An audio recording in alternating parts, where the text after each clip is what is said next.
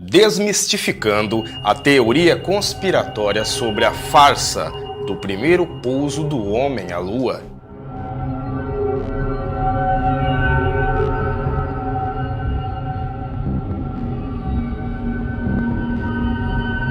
Recentemente, o diretor da Roscosmos, a agência espacial russa, Dmitry Rogozin, disse que a Rússia iria investigar se a NASA realmente levou humanos à Lua nas décadas de 1960 e 1970. Ainda que o comentário aparentemente tenha sido feito em tom de brincadeira, a fala teve peso, pois o pouso da humanidade na Lua ainda é um dos assuntos constantemente debatidos quando a pauta são teorias conspiratórias relacionadas à ciência. Para piorar, o armador do Golden State Warriors, Stephen Curry, questionou a veracidade da ida de humanos ao nosso satélite natural durante entrevista para um podcast. Pode ser que Curry estivesse apenas brincando, bem como pode ter sido o caso do diretor da Agência Espacial da Rússia, mas basta ler comentários em qualquer notícia sobre feitos da NASA para perceber que muita gente duvida que a agência espacial estadunidense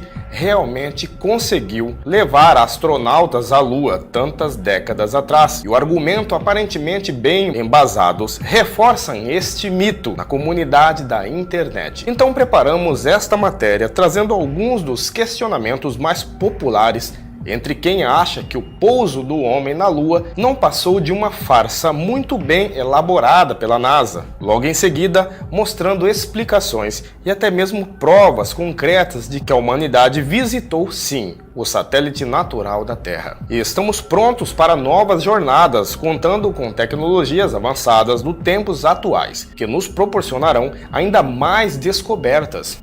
As amostras de rochas lunares são falsas?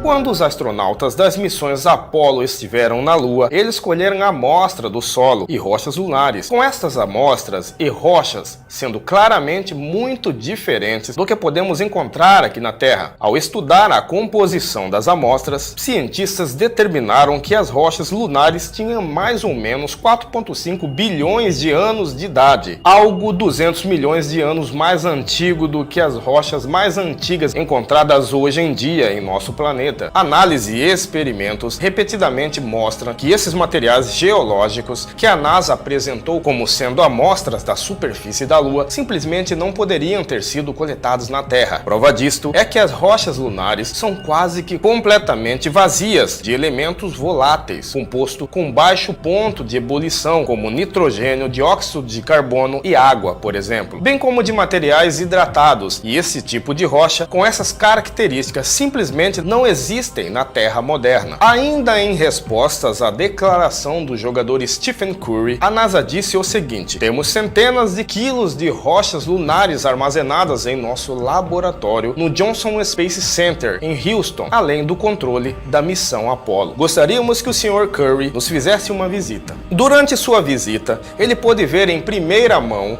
o que fizemos há 50 anos, bem como o que estamos fazendo agora para voltar à Lua nos próximos anos, só que desta vez para ficar. A NASA forjou as fotos dos locais de pouso na Lua? As alunissagens, nome dado aos pousos na Lua, deixaram marcas na superfície e ainda hoje qualquer um de nós podemos conferir fotos que mostram essas marcas, e não estamos falando de fotos tiradas pelos astronautas da missão Apollo, caso você acredite que aquelas imagens também tenham sido forjadas. Em 2011, a NASA publicou novas imagens da superfície lunar coletadas pela sonda lunar Reconnaissance Orbiter, que está orbitando nosso satélite natural desde 2009. E nessas imagens podemos ver nitidamente os pontos de alunissagens das naves Apollo 12, 14 e 17, bem como os caminhos que os astronautas traçaram na superfície enquanto exploravam o terreno. No ano seguinte, a NASA publicou outro lote de imagens mostrando as marcas deixadas pela missão Apollo 11. Você pode conferir o geólogo Dr. Noah Petro mostrando e explicando as marcas deixadas pelas missões Apollo na Lua, com as imagens registradas liberadas pela LRO. Mas aí você pode dizer que as fotos liberadas pela própria NASA seriam fruto de montagens de computação gráfica. Bom, se apenas a NASA fosse capaz de observar a superfície da Lua, o argumento até poderia ser válido. Mas lembre-se que existem outras agências espaciais ao redor do mundo, além de astrônomos independentes e amadores com acesso a telescópios poderosos. E a JAXA, a Agência Espacial Japonesa, por exemplo, já relatou ter avistado na superfície lunar os sinais remanescentes das antigas missões Apollo.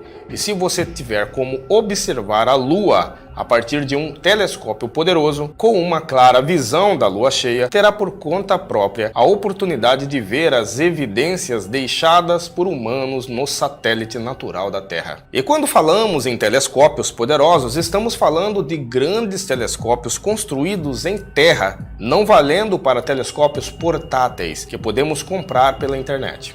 Ok? Esses, por mais potentes que sejam, não conseguem uma aproximação tão grande a ponto de permitir a visão de rastros deixados por humanos no chão. Ainda, rovers e sondas lunares já tiveram a mesma visão registrada pelos astronautas. A grande mentira da NASA teria que ter sido muito bem elaborada e em conluio com as outras agências espaciais do mundo, que nada tem a ver com o governo dos Estados Unidos, para manter uma farsa deste porte. É fato que as paisagens registradas pelos astronautas das missões Apollo foram posteriormente capturadas também por orbitadores e rovers enviados não somente pela NASA, como também por outras agências como a japonesa JAXA, que enviou a sonda Selene à órbita lunar em 2007. A sonda japonesa, que também ficou conhecida como Kaguya, conseguiu capturar imagens que ilustram a base dos Apeninos, mesmíssimo local fotografado pelos astronautas na missão Apollo 15. Mas e as fotos dos astronautas na Lua, que mostram mais sombras do que deveriam? O que muita gente que duvida que fôssemos presencialmente à Lua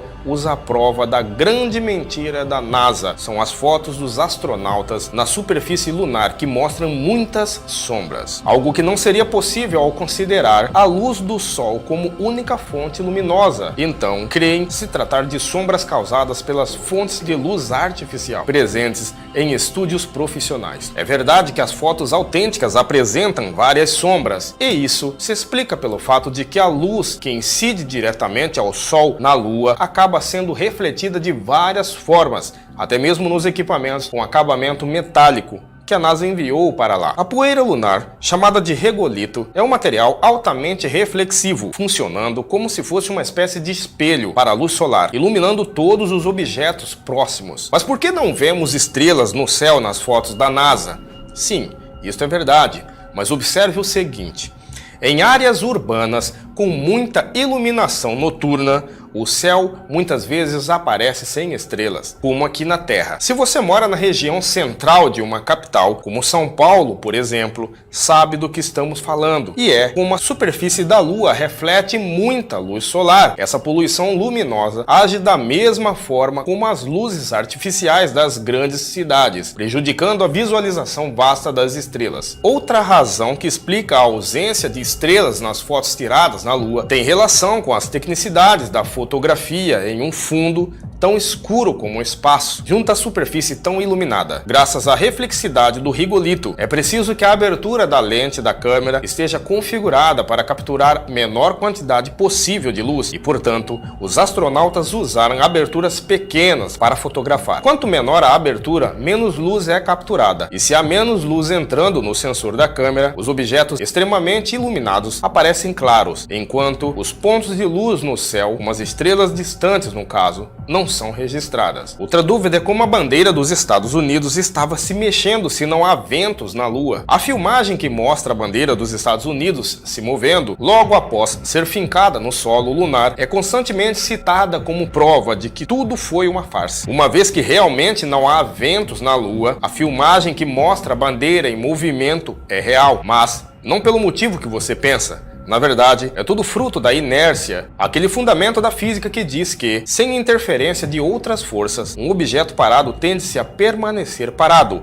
enquanto um corpo em movimento tende a permanecer em movimento, e seu estado somente é alterado pela aplicação de uma força externa, como o atrito do ar, por exemplo. E bem, Como praticamente não existe atmosfera na Lua, o movimento causado pelos astronautas ao fincar a bandeira no chão gerou ondulações no tecido, que continuaram acontecendo graças à inércia. No vídeo você pode ver a bandeira dos Estados Unidos movendo como consequência da inércia. Se a temperatura da Lua varia em trocentos graus, como os filmes fotográficos sobreviveriam? É verdade que, como quase não tem atmosfera tão ínfima ao ponto de ser válido considerar que a Lua é cercada por vácuos, suas temperaturas superficiais variam imensamente com o Sol a pino. Essa temperatura passa dos 100 graus Celsius, enquanto que, à noite, cai para 150 graus negativos, e muita gente que duvida do pouso do homem na Lua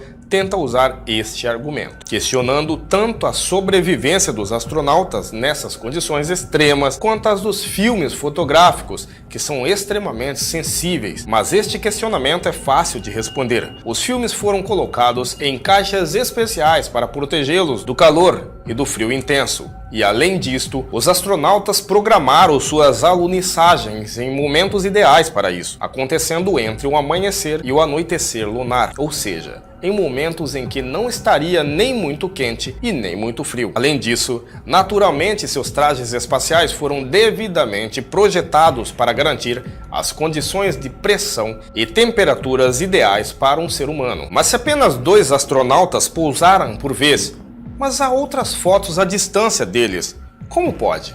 Para que o pouso na Lua fosse possível, as naves das missões Apollo contavam com módulos distintos na hora de enviar o módulo lunar à superfície. O outro módulo permaneceu em órbita e justamente neste módulo orbital ficou o terceiro astronauta das missões, com outros 2 indo explorar a superfície lunar. Todas as fotografias das missões Apollo então vieram deste trio de astronautas, tanto no chão quanto na órbita. Por isso, temos uma variedade de imagens que mostram detalhes do solo e registros dos astronautas à distância, além de detalhes do módulo de aterrissagem, tiradas em solo pela dupla local, e até mesmo fotos da Terra vista da Lua. Durante as missões Apollo, a NASA pediu para que seus astronautas posicionassem retrorefletores de laser LRS na superfície lunar, que são espelhos que já foram usados como alvos para lasers em terra, como parte de experimentos científicos,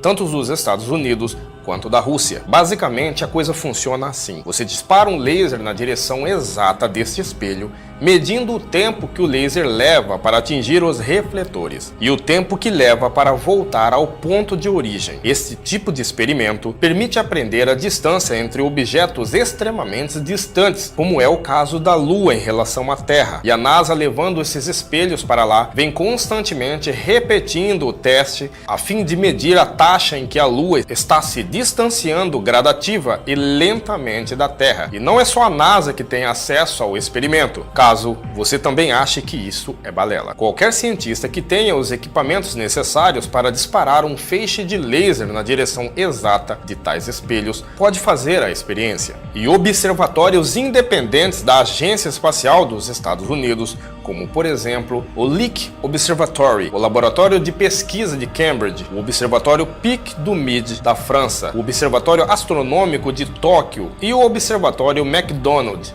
no Texas, usaram regularmente os LRS do Apollo em suas observações atualmente. Há observatórios que também não são da NASA que ainda fazem este tipo de observação, incluindo o Observatório Côte d'Azur em Grèce, na França, e o Apache Point Observatory nos Estados Unidos. A superfície reflectiva da Lua sozinha também é capaz de refletir um feixe de laser emitido da Terra. Os primeiros testes do tipo, sem contar com os LRS, foram feitos pelo MIT em 1962, com os cientistas fazendo as primeiras observações quanto à distância entre a Terra e a Lua. No mesmo ano, equipes soviéticas repetiram o experimento, chegando a resultados semelhantes, mas A maior precisão somente foi atingida após a instalação dos refletores pela NASA, com a missão Apollo 11, em 1969. Dois outros conjuntos de refletores foram posicionados lá nas missões Apollo 14 e 15. Atualmente, a Lua está 18 vezes mais longe da Terra do que estava quando foi formada há 4,5 bilhões de anos.